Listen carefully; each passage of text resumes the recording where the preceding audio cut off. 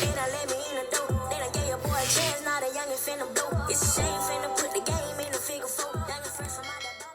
Yo, welcome back to my channel. Before we get into it, make sure you like, subscribe, comment, man. You ain't gotta comment, but I do appreciate it if you hit the sub button if you're new. Now, in this video, I'm gonna be talking about Attack on Titan, but in particular, I'm going to be explaining how Link the Rising foreshadowed the ending to Attack on Titan. And y'all know what song I'm talking about. I'm not even gonna try to pronounce the name to the song. Like, I'm not even gonna try to do that to myself. I can't even pronounce Tom Lamb's name right. So, for my first time reading the lyrics to the song, for me, in my opinion, it seemed like the first half of the song was coming from Historia's point of view and her talking to her unborn child. Like, the things that was being said to Ymir was, if you could make one of your dreams come true, what would you want? And that this is really important, so you should think carefully before you are born. Like, the things that's been said in the first half of the song definitely feels like something that a mother would say to her unborn child. Some other things that's been said to Ymir that makes it feel like it's from Historia's point of view is, what do you want? What would you like to do? For what reason and where would you go? And what type of person do you want to become? Like, it truly does feel like these things that's been said to Ymir is coming from her mother, which is Historia. But as I continued to read the lyrics to the song, it started tying to things that Eren will say to Ymir. Like, do you want to just erase your existence? To you in 10 years, what is your dream now? To you in 20 years, is your dream the same? To you in 2,000 years, are you free? I'll ask again when spring arrives. And we all know that spring is already fucking here. Like, the last chapter is April the 9th. But like I said, the first half of the song definitely does feel like Historia's point of view. And then the second half definitely feels like Eren's point of view. Now, I could be wrong. For the whole song, it can just completely be Eren's point of view, and Historia doesn't have anything to do with it at all.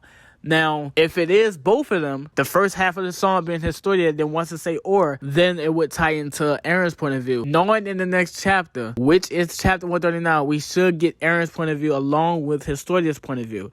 And it'd be cool as hell to see Historia say these same things that she had asked Ymir before she is born and before Historia goes into labor. That would be cool as hell to see, only if the first half of the song is truly Historia words. And at the end of the chapter, we should see Eren's point of view, and he should ask Ymir, which is now his daughter, his newborn daughter. Shit's crazy. Like, this kind of confirms that he's the father. But he should ask Ymir the same things that he already asked her a long time ago.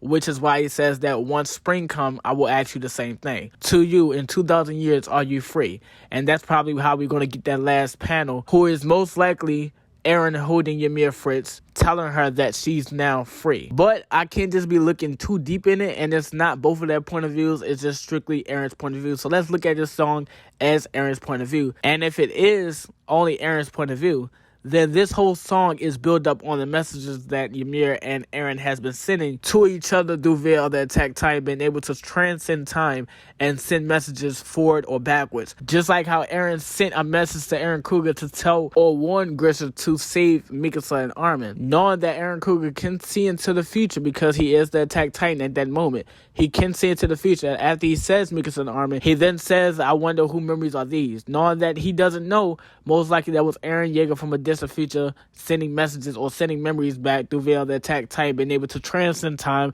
and send memories backwards or forwards. So most likely Eren and Ymir was doing the same thing through Veil the Attack Titan. So as soon as she became the founding Titan, she had all 9 Titan powers, and the fact that she got the Attack Titan within her, she was able to see all of her future successors' memories, whether if it's the Armored Titan, the Colossal Titan, the Founding Titan, the Cart Titan. She was able to see all that memories, and that's how she connected to him through Veil of a Path. Even when the path wasn't even created yet, because once she became the first Titan shifter, it was no branches. It was just a straight up and down tree. But because of the fact that she had the Attack Titan inside of her, she was able to connect to him through Veil of a Path by seeing their future memories. And that's how she made contact with Eren. And going off of this song and the shit that it's been said in this song, Eren most definitely contacted her back. I don't know if he contacted her back from a distant future or from a different timeline. Either way you see it, he contacted her back. But Eren lost all those messages that he had with Ymir, including all that knowledge and his future memories by touching his story. He lost all of that when he jumped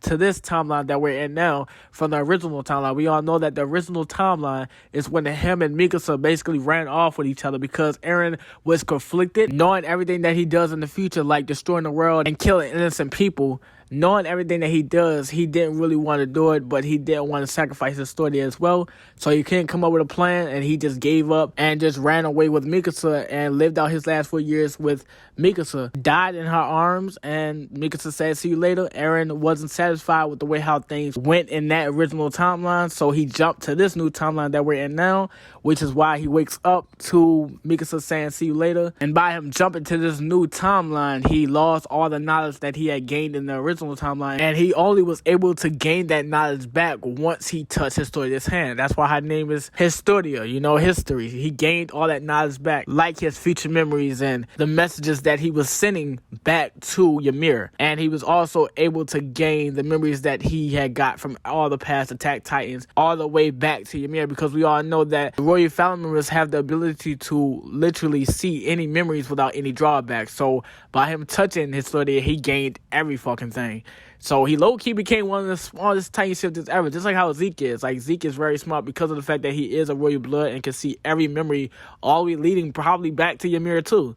So this shit's crazy. But the fact that he gained all that knowledge by touching his story, he was able to remember the things that had happened in the original timeline. And in that original timeline, everybody died because of the fact that Eren gave up. So that's why he knows that he's the only one that can free Eldia. That's why he's not giving up. Because if he does give up, then this timeline that he jumped to would turn into the timeline that he just came back from. And in that original timeline, everybody fucking died. So that's why he has to keep moving forward until all his enemies are destroyed, bro. The way how Isayama just connect all the dots, like, this shit's crazy. This shit is fucking crazy, man. Like, Isayama, you motherfucking genius. Like, what the fuck? And I just realized some shit. When Eren is fighting the Warhammer Titan and he asks Mikasa to take out the Warhammer Titan, and she jumps on his Titan and asks Eren to come back home, this bitch was talking about the original timeline this whole fucking time.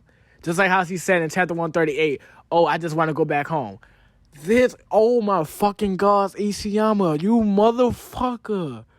Yo, it was right there in our face the whole time, bro. And Eren and Mikasa is the only ones that know what happened in the original timeline. Like, everybody fucking died. So yeah, the rumbling gonna have to continue, because if it don't, then they're gonna all die. Oh my, yeah, the rumbling has to continue, dude. It has to. But yeah, this song definitely foreshadows a lot of shit. Like, that is Eren holding the baby in the final panel. Like, he did get his hair cut. I did realize somebody said that his hair did get cut while Mikasa was cutting his head off. So that's probably why his hair is so short in the last panel. So, man, that motherfucker's still alive. He said that, "Hey, I ask you again."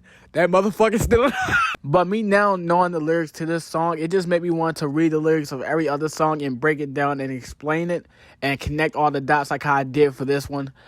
So if you guys want to see me do that, then I will be happy to do that, most definitely, But this is the end of the video, man. You gotta comment, but I do appreciate it. If it is somebody, if you're new, and I'm out, bro.